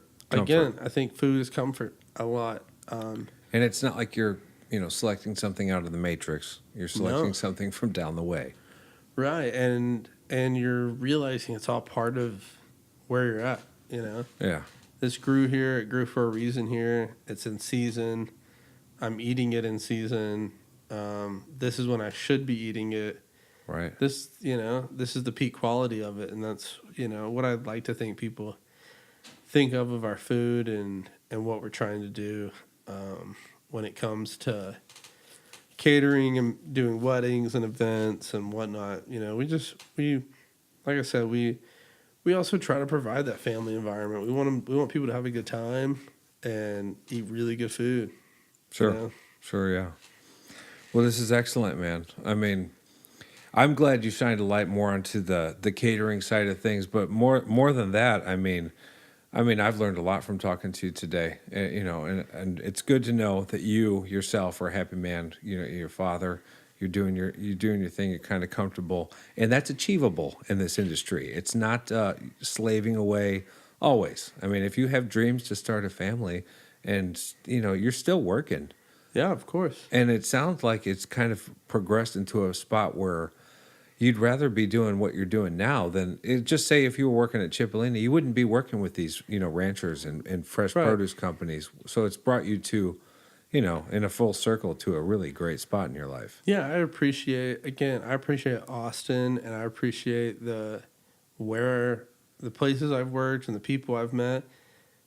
Some of them may have not been the coolest places and this and that, but I've met great people. Yeah. I've had great experiences. It's been a great path for me in this food world of this town. And, and if it allows me to continue to make myself happy, I have no problem working hard. I think that when you work in kitchens, you got a lot of cooks. I'd say most cooks got a pretty damn good work ethic. Yeah, that's kind of the people who last. I mean, you kind of have to. That is it. If you last, as you have a good work ethic. Yeah, I mean, and the people who don't kind of get weeded out. Right, and I think that, and I think in a lot of younger generations that we've got, it's hard to find. It's hard to find guys that want to come in and bust their ass and work hard. It is. It's almost like an old soul, man. Yeah. And so, I think that, but again, I think there's a balance of working, but living your life. That's key. And being happy. That's another good thing. I'm glad you've pointed that out. Yeah. It's super important. Work, you turn it off when you get home and be home. Because let's face it, that's going to be your vacation because you're working on Easter. Yeah, and I think that, to anybody in the industry that is listening, I think that it's a hard industry that people don't take time to think about the stress and the hard work.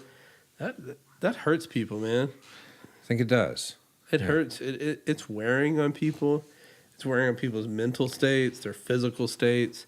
There's a lot. It's a stressful job. Well, and it's a stressful industry, and people don't take enough time, I think, in the food industry to really ask those questions of like, are you okay? How are you doing mentally? How are you doing physically? It might be the opposite. I think people want that toughness. They want that. I work 70 hours a week. I bust my ass. I just go. I'm going to work hard. But it's like, that wears on you. That wears on you mentally, and you need to find a balance. You need to find what makes you happy and what can allow you to come into work every day and still want to work. I think part of your balance is your family and your wife, because a lot of people have, people in their lives who don't even understand. Like you said, they're just looking and they don't understand why you're working on Easter. And when you're working on Easter and somebody's harping on you for working on Easter, right, it doesn't make it easier. No. At all. It actually makes you feel less appreciated. And like you said, it can be a little hard. And, that can plant like a deep seed that, you're recognized by other cooks, and, there is an industry and a community of people who know what's going on. Right. You're not alone. Put it that way. Yeah, absolutely. And I think just find what makes you happy and find what balances you individually. Again, like for me, for you, we have families, we're dads. There's an easier balance to do that. If you don't have that, that's fine. Whether it's music, whether it's art, whether it's going outdoors, whether it's, whatever it is, whether it's sports or this or that. It could really whatever be anything. It is, I think I can't stress enough of just like finding your own balance and finding your own, don't let it's okay to like let work take over and to be super passionate about something, but you have to have something that also makes you happy, that helps you balance that life out. You got to be able to turn it off. You got to be able to transition into something else that keeps you wanting to go back. Because I mean, it's hard. It's hard. It's a hard industry for sure. Oh yeah, and like you said, if you're completely passionate and focused and all in, and there is no balance, areas in your life are going to suffer. Yeah. So having the ability to kind of like make a place for yourself, right, maybe gives you some time to reflect and say, oh, well, I need to focus on some other parts of my life too. Find what's important to you. Find what's really important to you. Try not to worry about the stresses of just life and stresses of the kitchen. Did I order this? Did I prep enough of this? Did I didn't, braise this? It's like, don't worry about that. You got to learn how to cut that off. And otherwise you're going to wake up at 3 a.m. thinking stressing. That. Yeah. Hell yeah. Hell yeah. I mean, I don't know how many chefs I know that hear, I don't hear it as much anymore. But that hear the ticket machine in their head at the end of the night. Yeah. Hear tickets come in because it's a trigger. Yeah, no, it's there. It's an odd thing when you hear stuff like that. But repeatedly, right? And the environment of the kitchen is not a joke. Like a pirate ship with the crew, it can be, a war zone during and it's hard work, it's physically hard work. It's mentally hard work. It's you're 9-10 hours on your feet. Yeah, you're on your feet. You're bending down. You're, you're working over heat. You're burning yourself. You're trying to work constantly with other people and working together. And, it's cooking in this industry is not easy, and it is not. It's not something that I guess it is glorified, but I don't think people really know the hard work that goes into it. There's a lot of hard work. They can find out. And there's a lot of, and I think just the appreciation from every aspect, to dishwashers, to bussers, to, people who load trucks, to delivery drivers, it's a full industry. Oh, yeah. It's a machine. It's a machine. To guys who sharpen knives, to basic just prep cooks. I mean, there's a whole long line of people that get you your food on your plate of food. No, it's definitely true.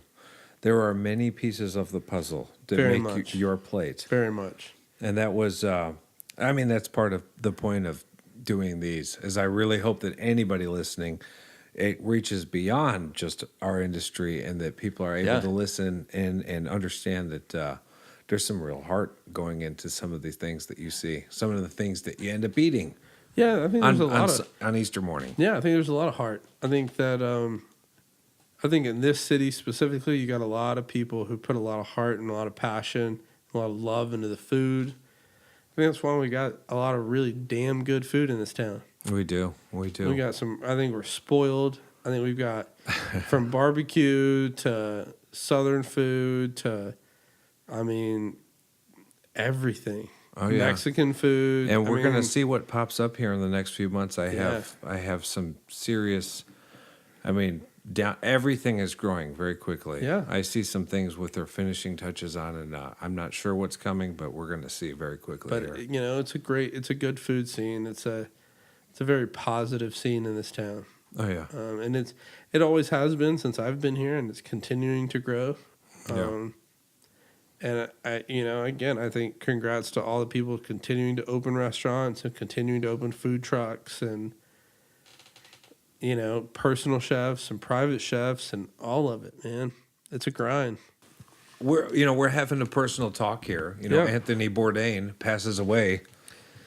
Yeah, it was hard. I think it was hard for a lot of people that I worked with. I got a lot of friends that are musicians. You're a musician. Yeah. I think a lot of people felt that way when people like Bowie died, when people like Prince died. I'm just talking about people in the last few years that were big influencers. Huge influencers that people really. I remember when Bowie died, and people were like, "I can't imagine listening to music without Bowie in this world." Right. And I feel like that's kind of how Bourdain was for chefs. Like. He was influential with everybody. Obviously, his shows and his books and all that were huge. But for chefs, he spoke our language. He gave us our language. Yeah, amazing. To read a book when just the inner workings of a kitchen and talking about, smoking weed and shit like that on the loading dock or smoking in the walk-in or just like the war stories. The war stories and the ins and outs and the hard work and the passion and he spoke our language, and he spoke for cooks. He spoke for not chefs. I think he spoke for line cooks. He spoke for the countless amount of immigrants that work in kitchens. He spoke for the countless amount of dishwashers and every aspect of that world. And the interesting part is he spoke for all those people, and what happened was all of these people creating this, what we're talking about, is they're trying to speak to everybody. Yeah. And he did that, and he reached everybody. Everyone knows about him. And he made it cool. Oh, yes, he did. He was, in my opinion, the epitome of cool. I never got a chance to meet him. I got to see him live. He spoke. My wife gave me tickets. Oh, was that in Austin? Yeah, in Austin at the. I wish I went to that. Paramount. I remember theater. that. And so I got to see him speak, and he was great. He had just such a presence and a vibe, and yeah, he spoke for our industry. It was for our tribe of people, the guys who go into kitchens, who who come in with a set of knives every day and set up a station. Like, he was our guy. Oh, yes, he was. He was our guy. And I loved how he kind of prided himself on not being the greatest chef on earth. No, not at all. He always talked about how he hated cooking brunch. Yeah. But he did it. That was the thing, is he did it and he understood it and he appreciated it more than anything. Yeah. Is that he appreciated all the aspects of it, from the dishwasher to the busser to the line cooks to the chef to the sommeliers and the general manager. Yeah, it's a system. It's a whole if you don't system. have a dishwasher, guess who's washing dishes? You. Right. It's I've washed many of dishes in my life. It is the backbone to the kitchen. Many of dishes. And that just goes to show you, it goes from the smallest, what you'd think is the smallest part of the gig, is the most important. It's all important. Everybody has a role. Because I can guarantee you, if the dishwasher doesn't show up and everybody who's cooking the food that night knows they're washing dishes, the rest of the day sucks. Well, the rest of the day sucks. Food's not going to be as good as it would be if everything was functioning like smoothly. Again, I think it's like running a band. Yeah. You got your roles. If you don't know your role and you don't accept your role and just like play that part and know that part's important to the bigger picture. The bigger picture. Oh yeah. And I think Bourdain was just a voice. He had a way with words. He was incredible. He knew how to, and not just in America, but all over the world. That's the beautiful thing, is that like, we're an industry, and yeah, I'm in Austin, which is a great city. We've got a great food scene, but there's cooks everywhere. Literally everywhere in the world. Everywhere. And whether they're on the street, whether they're in a restaurant, whether they're in a Michelin star restaurant, and they're providing the greatest food and the best service there is, to the guys working on a food truck or a food stand on the street, like, we're all cooks. Yep. We've all been there. And we're all doing the same grind. Like, and he spoke for that. He spoke for everybody. He did. And that's why, I think that he was so important to this industry, was that he was that voice of all of us. And it's sad, I think, going back, like, it's sad to see him take his own life or whatever happened. We just don't. No one knows. It's a mystery. But the fact that whatever happened, that he... Again, I don't think enough people talk about it. I just think that, again, whether it's in music or whether it's in art or whether it's in sports or wherever we're at, and especially in the kitchen, I don't think there's that conversation about mental health and that balance of life in general. I think more people need to talk about it. Absolutely, and know that there is a community, like you said, that we are a big community. And that we're all here, and we're all. Hopefully that's why you're listening to this. Yeah, at one point I almost wondered because I couldn't for the life of me figured out why he would do such a thing. Is that with the way the quote unquote news cycle is, it goes over. I almost wondered if he almost did such a drastic thing to just point out, like, stop. Everybody stop. Yep. But like, it would, and just to point out that it's still just going to be part of the news cycle that flips over the next day, because we're moving so quickly and things get looked over, the important things. Yeah. We have people. And I think that people don't realize too, that in an industry like this, there's, they don't like to talk about that. There's substance abuse. There's, again, that, like, I went back, cooks work hard and play hard. In a lot of industries you do it. It's alcohol is a big thing.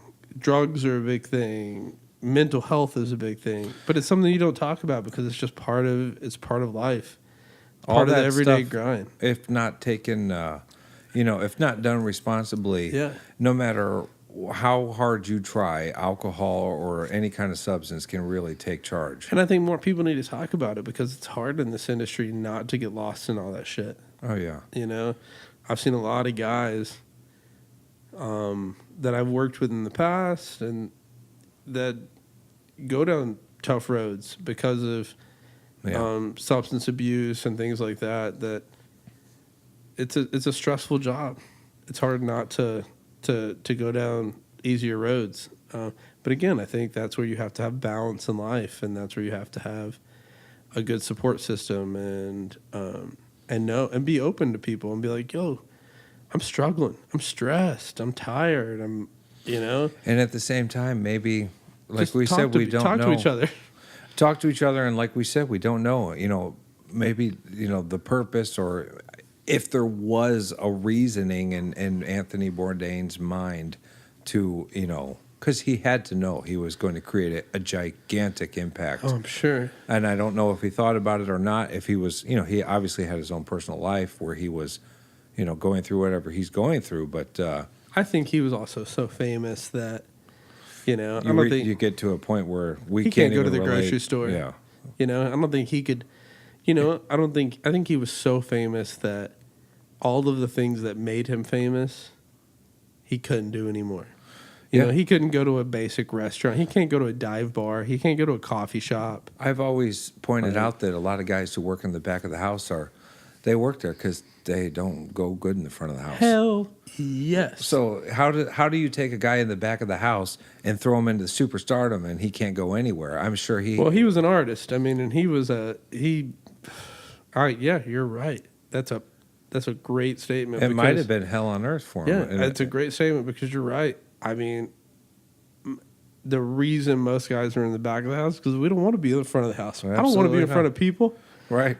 You may love people, but you don't want to deal with them. I do, and I feel like I've got a good personality. I'm a very outgoing person, but I mean, when it comes to the end of the day, I want to put my head down and work. I'm not trying to put on the dog and pony show and be in front of people. Like, and really, props to people who can do that. Hell yeah, I can't. I don't want that. Right. Like, I like creating. I like being behind the scenes. I like putting out quality stuff. But man, that's why I chose that path. Oh yeah, that's why most of us that are in the back of the house, it's the reason you're in the back of the house. I think so. It's funny when you take somebody from the back of the house and throw them in the front of the house for a few minutes. Oh, fish out of water. Fish out of water hard. Real quick. Get back there. Some people can do it, but there's a reason most people are in the back of the house for a reason. You know? They like being behind the scenes. They like gritty. They like being dirty, and Well, and back to Anthony Bourdain, he definitely had the back of the house mentality. Oh, he knew it, and he knew it like he was it. Yeah, and again, I think he was the voice for it. And it's great. He was given the opportunity to kind of this started because I picked up Kitchen Confidential, and I just pointed out that we're just talking about doing this podcast and bringing the community in Austin together, and we flipped the mics back on because we were talking about when Anthony Bourdain passed how it was a somber day. It was sad. It was hard, and it's hard to understand why. And I think a lot of people look at like, man, you had the greatest life ever. You would say that. Everyone, you'd think that, right? But you don't know. You don't know what people go through, and I think that's a perfect example of why you should just check on each other. Yeah. Just make sure we're all okay, man. Yeah. Have that balance in life and have that relationship with each other, and make sure we're all doing okay. Absolutely. So. And this here, I really hope this grows into something where people can connect with one another, and it's a solid point to point out to check in on one another. Yeah, I hope so. Yeah, and I hope this brings more people together. But we had to get that out there. Yeah, shout out Tony Bourdain. You were the man. Yeah. You were the man. Rest in peace, man. Considered calling this Austin Kitchen Confidential. Yeah. Didn't want to run into any trouble, though. Yeah, probably a good decision. But all right, Chef Jeff Beech, thank you again. Yeah, thanks. Yeah, definitely.